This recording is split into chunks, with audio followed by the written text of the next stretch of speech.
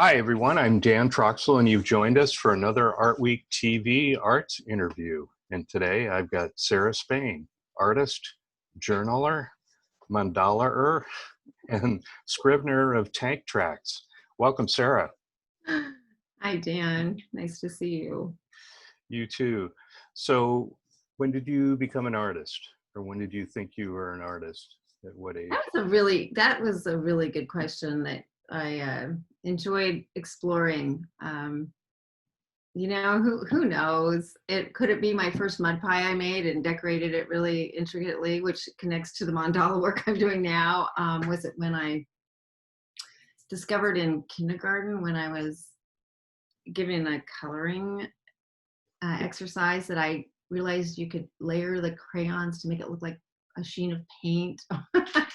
I don't know. I think there's something about artists or people that you are an artist, but as a child, but then to recognize it when you get older, I don't know. Was it when I first sold my first painting, when I learned how to ride a horse, or I wrote my first piece of music on the piano? I don't know. It's just been kind of evolving. So it was pervasive, but it was a learning process. Yeah, I think, what helped me with this whole struggle of, am I an artist or not? When I moved to New Mexico, I had a lot of Native American friends, and I was blessed with their wisdom a lot. And they said, art and life, we don't have a different word for either. It's the same. And I thought, so whatever I'm doing with my life, it can be in a form of art, whether it takes place as a painting or a dance performance. I really didn't study art until I got to college professionally. I studied music and other things, but it was when I got to college, the reason I went to college was when I heard about art therapy, and Jeanette Wright was teaching it over at Drake. So that got myself back into the institution of learning, and it was a couple years after I graduated from high school. Really didn't have any intention of going back to school. I just wanted to paint, but yeah. How did you start thinking about art therapy? Well, I realized that there must have been something internally that was going on with me. I had a repressed memory come up many years later of a childhood traumatic experience, which I'm dealing with now to this day. But something happened in my childhood that was on the farm. We had a neighborhood, our neighbor out at the farm, one of the little boys drowned in our pond when I was really young. And it was pretty traumatic. And I remember reading a case study about a young boy who had been in the same situation with his brother when his little brother died, and he couldn't talk about it or anything. And it was art therapy that actually got him to come around to let go of the guilt, because the little boy that drowned, he had an older brother, and after that he never was the same. He went to jail, he was lighting fires. So I couldn't understand, what's this behavior about? He used to be a good kid. And I think that got me interested in, why do people change and what happens? And I never saw him really go through the process of grieving. The parents did, my parents, everybody else did, but he was just kind of numb. And I remember, because he was the one who took his little brother to the pond. And so I think, that really was a big key of me wanting to pursue art therapy, because I read case studies where very similar things happened, and art was a way that they could feel safe. I mean, even children can draw enough to communicate their feelings, whereas, talking to an adult might be a little intimidating. And is your journaling an internal or informative process for your art as well? I would think that would be a therapy to its own. Right, it is, and it's a discipline too. I had to journal it was a requirement in art therapy. And then when I just kind of got distracted and decided to just paint, and I think my journaling became my art form. And so I haven't been journaling as consistently on paper until recently.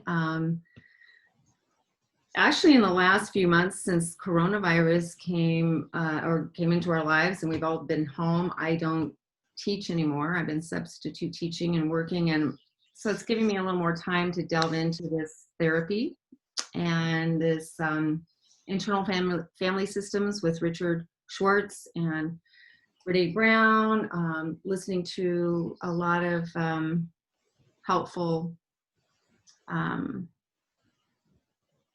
don't know, there's a lot of different sources on the internet, TED Talks, of course, and working with childhood trauma groups and things like that. So yes, the journaling, part of the journaling is also doing artwork. It's part of it.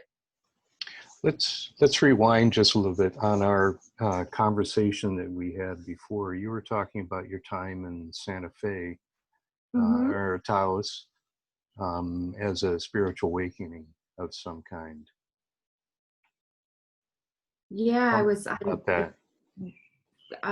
Yeah, that was it was very interesting. I was working, I was going to school at the College of Santa Fe, and working as the head painter for Greer Garson Theater that summer. And I just got this message that I was not to go back to school. I mean, I think I was running a jigsaw. I was like, what? And within a few months, I was working as a manager for a couple of musicians who did the soundtrack for the Mayan exhibition, Treasures of an Ancient Civilization, back in 1980. I guess that would have been 84, 85. And they needed a manager. I was helping them look, and I ended up getting the job, moving to Taos. And we lived in an underground kiva. The house was spiritual in itself. Jim Barinholtz was from, went to school in Amherst, was writing operas and stuff at a very young age. And Mazat Galindo was from Aztec, from Mexico, and they together made this music. So we did this.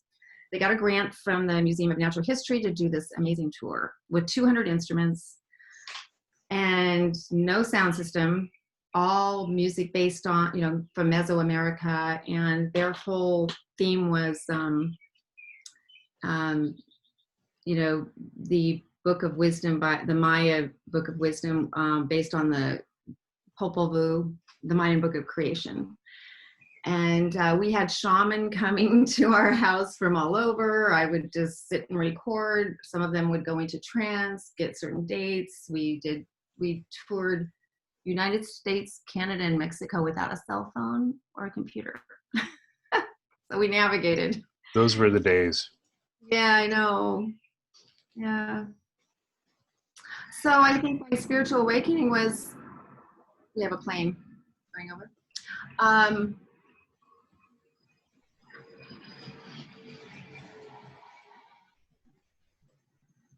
Just being able to hear, right in the midst of chaos, I heard that I wasn't supposed to just go forward as expected. And I think that was really easy for me. It was just, oh yeah, no, I didn't even question it. And I think that is something as we get older, it's harder and harder to do. I was already 23, but I was able to just say, okay, let's do something different. And we did. For the next, I don't know, I think we toured for 3 years. And you've done some other world tours, so to speak, that it seems like has broadened your artistic vision. Can you tell me something about that? Well, you must be talking about probably Butoh Dance and discovering that in Japan. Yes. That was after our tours, the musicians I was working for, Jim and Mazat, decided to go to South America, to go into the Amazon and explore more music and get more instruments. And I had a ticket in my hand, and I said, no, I think I need to go back and sit on the land and figure out what I'm supposed to do. Decided to go back to visit my mom in Kearney, Nebraska, where I took some more classes. And there I took a creative writing class, which was a stretch for me. And because I think more my comfort is not necessarily in writing, is in music or art or sculpture, anything but writing. But my instructor pulled me aside and he said, you know, we have a scholarship to Japan, and a lot of your writing is about struggling between this Western, Eastern philosophy, psychology, especially still pursuing art therapy. And so why don't you apply for it? So I applied for the scholarship, and me and another gal got it. And it was a sister college. Sapporo University was a sister college to Kearney State College. So it was a year scholarship. Was not at an art school, was a business school. Studied, but I got to study Japanese, the language, the culture, the history, even the geography. And about 6 months or maybe 4 months into that scholarship, I was feeling a little bit like, I think I better go home. And right when I thought maybe this is my time to go back, I found this flyer about Butoh Dance. I didn't know anything about it. Long story short, ended up meeting with them, and next thing I knew, I was performing and rehearsing and performing with them for the next year. Changed my life. It really did. Came back to the States a couple years later and finished my degree finally, my undergraduate degree 10 years later at UNM, and there I got a scholarship to do Butoh Dance in the United States, to do my own dance. And How long did you do that? well, it was a one event. There was a scholarship I could apply for, a grant. I mean, not a scholarship, a grant, excuse me, that I could apply to do some kind of art event or art, whatever it was. And this was a Butoh dance based on being an American. And my sister Molly was involved with that, and some other artist friends. We did this performance art piece, and then I took images from the video stills. Back then you could print out little video stills from a computer, and then I did gigantic paintings based on, you know, the imagery from that dance, and took them back to Japan. So I've had 3 different art exhibits in Japan, and all of them it was right when I was starting to get into Butoh dance. And it was really neat because my friends who were performers would come and perform at the gallery. And it was a very interesting dialogue. It's like, well, I'm not Japanese, but what is the American version of Butoh dance, which is the dance of darkness that came out of, being Americanized in the late 50s, after the war, when we had a lot of army bases over there and stuff like that. The Butoh dance, we can go into that some other time. I could talk about that for an hour, but yeah. And now you're doing mandalas. How is that working out? What format are you using? What material are you using with that? Well,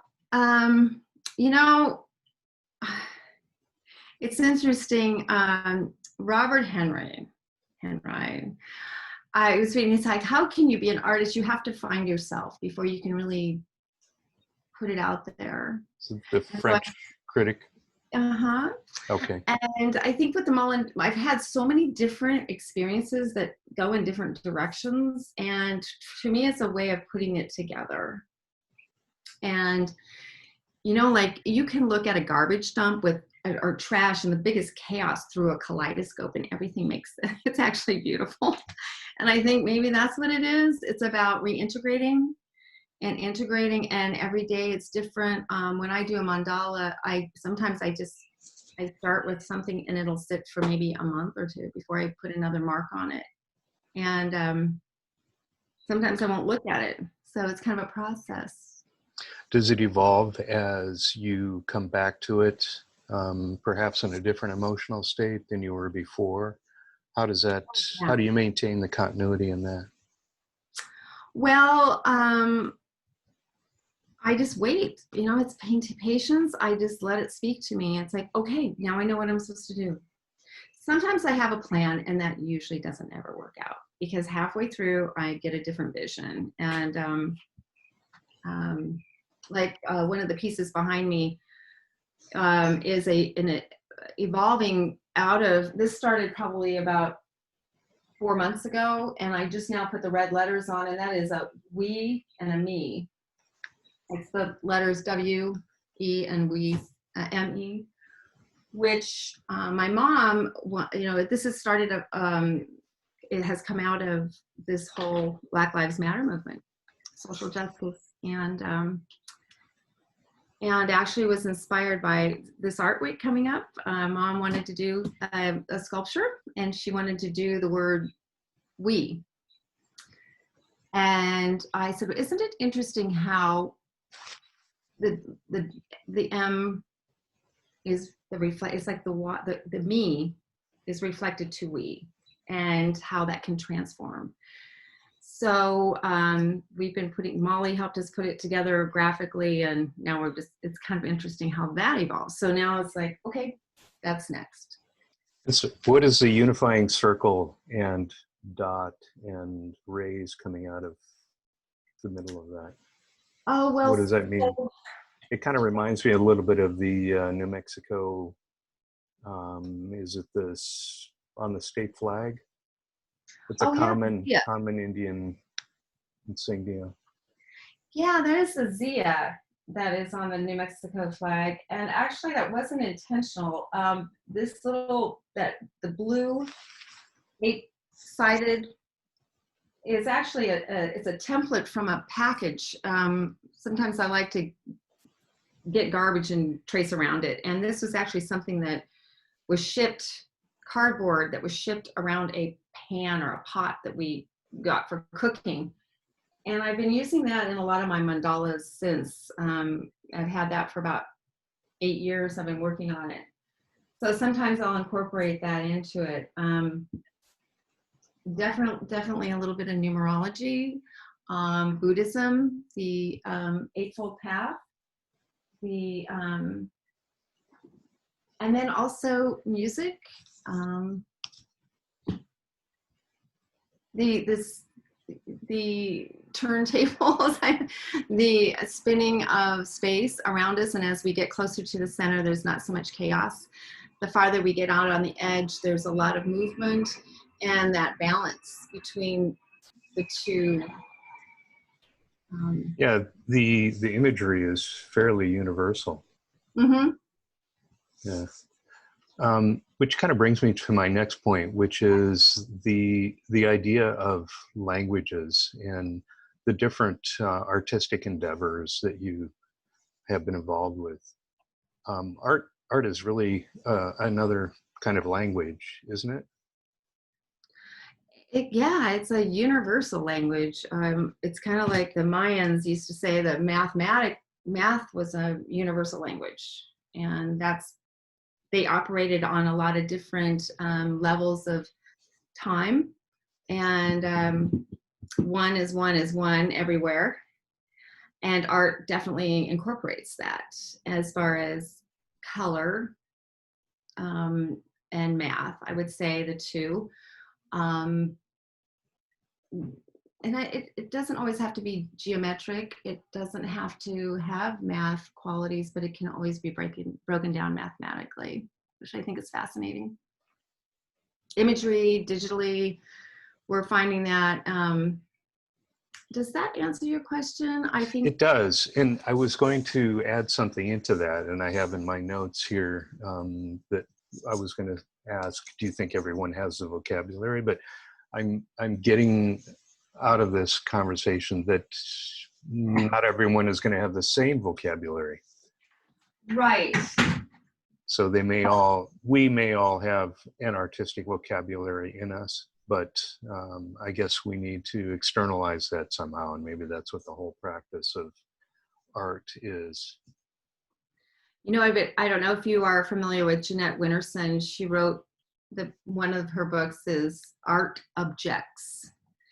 And it's, I've had the book for about 22 years, and I finally, a couple weeks ago, I picked it up again. And, you know, she's talking about how to absolutely take time to observe a piece of art takes a lot of patience and time. And we are in a very quick society, like let's go through a gallery, like it's fast, real time. And really to sit down and focus on a painting that's not a moving picture, that's not a video for an hour, I dare you. You're going to relate to it eventually. Something's going to, now it'll be intimidating. It is intimidating to sit down and look at a piece of painting or a piece of work and try to feel like for me anyway, sometimes I feel like I'm not qualified to look at this and really see it. And I think that Jeanette talked about that, how inadequate she felt sitting in front of a painting. Am I qualified to appreciate this? Unless I know all of the terms and history of art. No, I think if we actually slow down and spend some time observing anything, there is that language that we can, whether it be music, whether it be nature, it's you know, slowing down and just observing and listening. And it doesn't have to be just one time, right? We can come back to that for a sense of familiarity and kind of rehash what we were thinking before. You know, the idea of art appreciation, it really is, it can be an emotional state. So you come back to it again and see it in a different light. Or maybe, you know, if it's, three-dimensional, you do see it in a different light. So it could be, it could evolve. Well, you know, I don't look at the same painting twice a lot. You know, I'll go back and look at my art history books, and I'll look at paintings again, or I'll listen to a piece of music or a score of music, and I just don't see it the same. You know, as we evolve, our interpretation of that, and that's what's so neat. It's like we get to interpret it anyway, and it's not set in stone how we interpret it.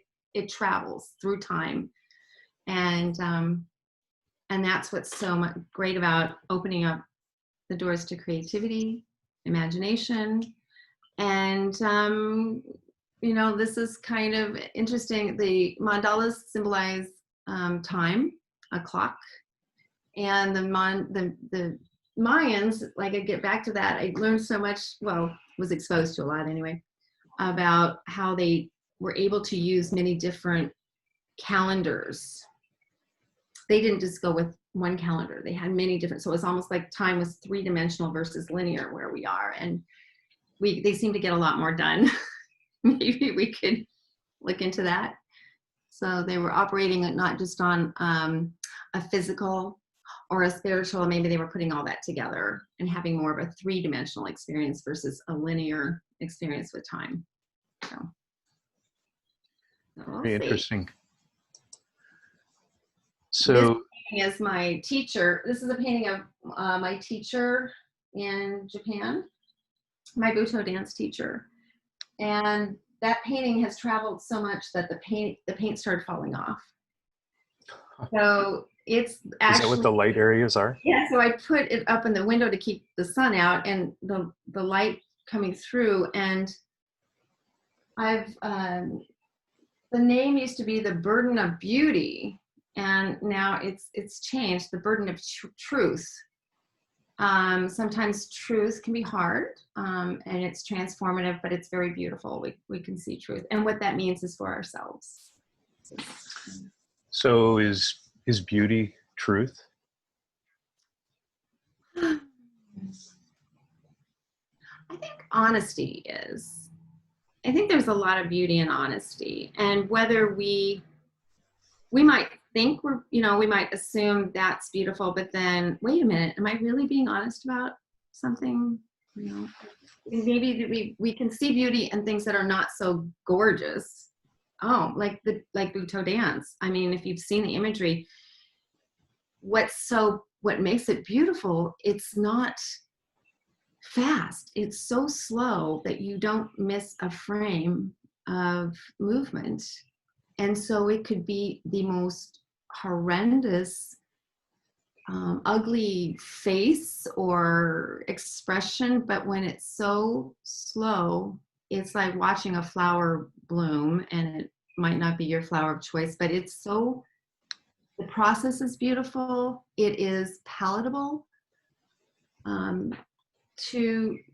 It's observing the painting for an hour, like just not rushing through it. And I think that's what Butoh Dance was for me. It's painfully slow to watch, but if it was any faster, you couldn't handle it. It'd be too scary. and I have to apologize. I've never watched Butoh Dance, but have you ever seen Rachel Boozie's Slow Dance? Oh yes, I was part of the. That's right. Last year. Parade. Yes, that was wonderful. So, do you see similarity? Oh yes. How hard is it to dance slow? It's very hard. Right. I'd studied dance for quite a while because that was part of the art therapy, dance movement, all that. And I studied Martha Graham techniques, all that, and basically I studied a lot of dance in New Mexico at the College of Santa Fe and Kearney. And it wasn't until when I got to Japan, when I saw that dance, like I didn't understand the Japanese culture until I went to that performance, and I literally wept. I finally they didn't have to say one word. I had no idea what I was there for. Nobody explained it except my teacher said, you need to go. Before you go back to America, go to that performance. And that was so wise because she knew me enough to know I would be able to see something, recognize something. And to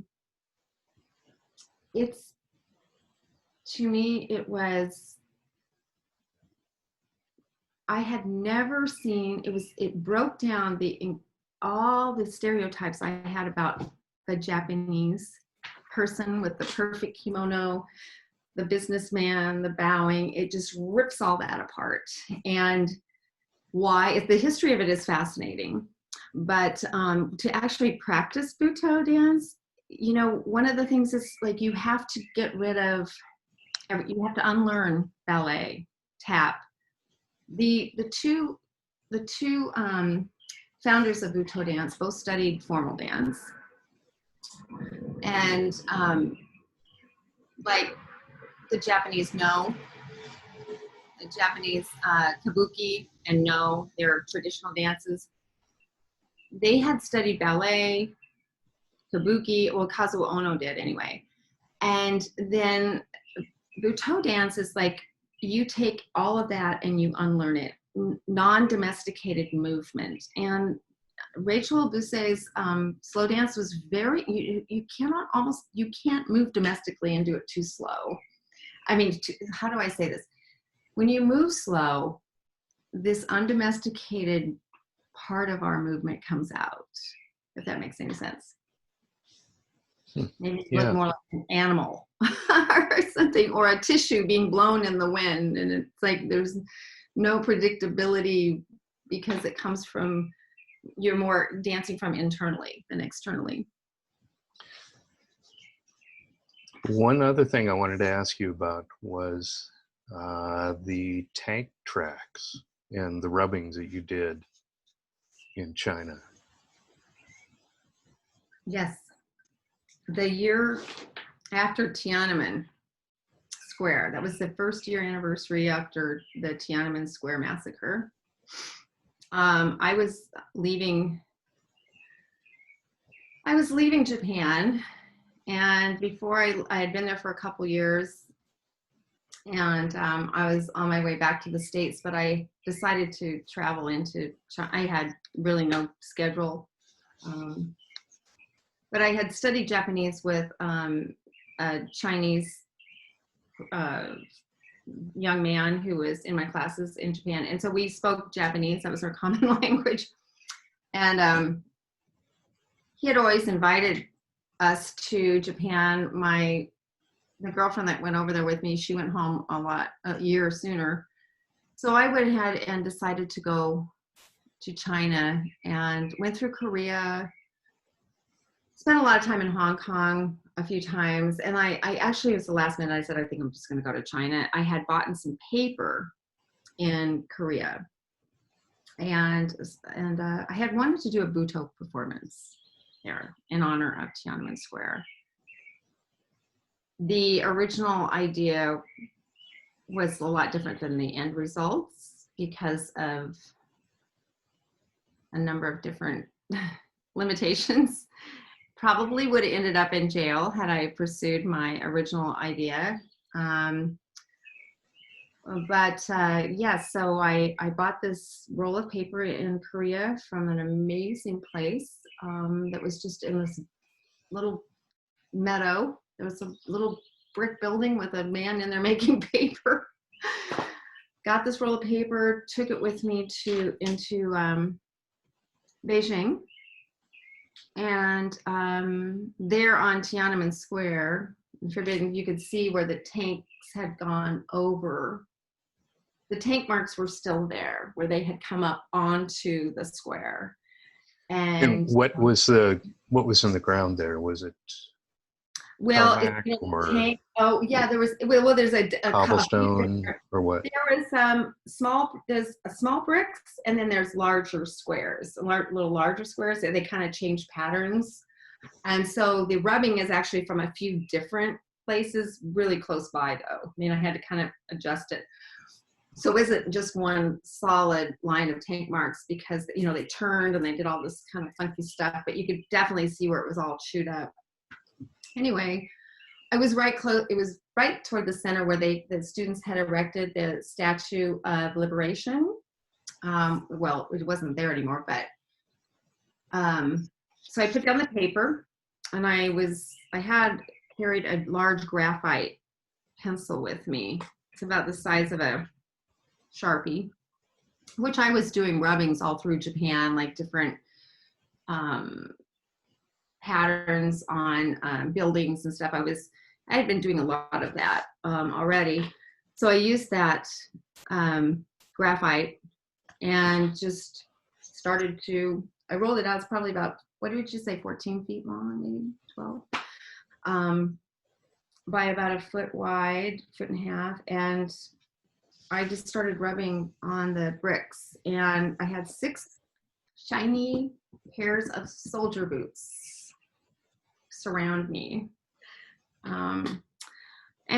know what? I don't know, Dan, I just wasn't afraid.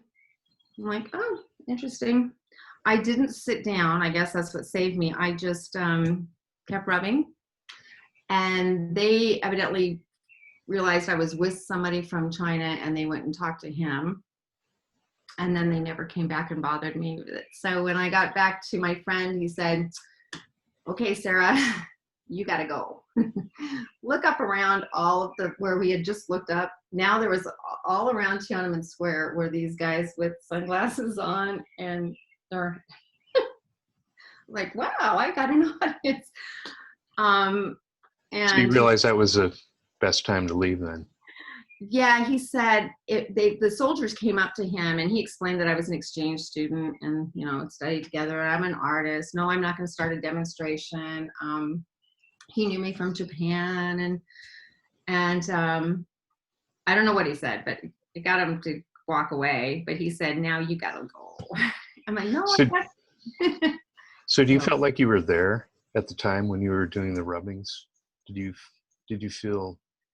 Well, I had watched it on TV. I had observed this on television a little bit when I was in Japan, and because I was leaving, I went when Tiananmen was happening. I actually was in Hong Kong for a little bit, and then I was in Hawaii and America just to leave for a few days and come back.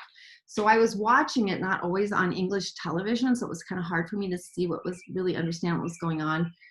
And then the last few days when I was in the States, I could really process everything before I came back to Japan. So so I did have those memories, and I did know exactly what had happened.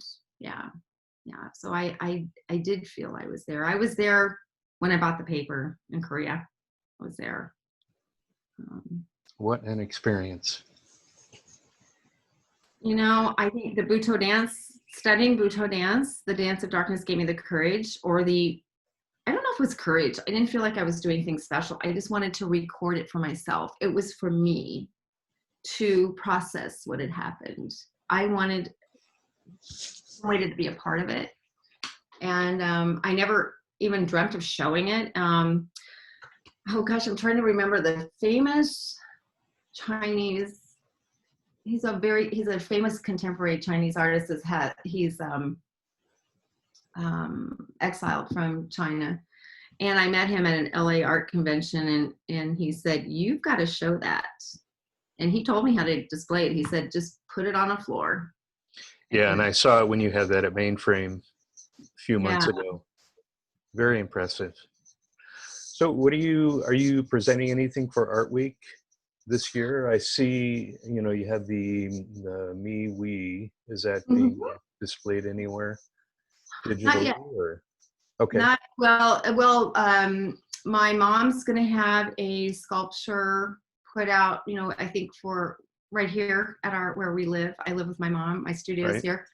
And but it'll be able to travel. So that's going to be here. Valerie Van Horn's going to be promoting some of my art, which you're going to be interviewing. So she might tell you more where you can find my stuff, how you can access. But yeah, I think I'm going to, we'll see. But yeah, we'll see how it evolves. Great. Well, thank you. On the show today, we've had Sarah Spain. Sarah, thank you so much. I appreciate you sharing Thanks for all you're doing. thoughts, great gift. Thoughts about yourself and your art experience. Greatly appreciate it. Have a great art week, everybody.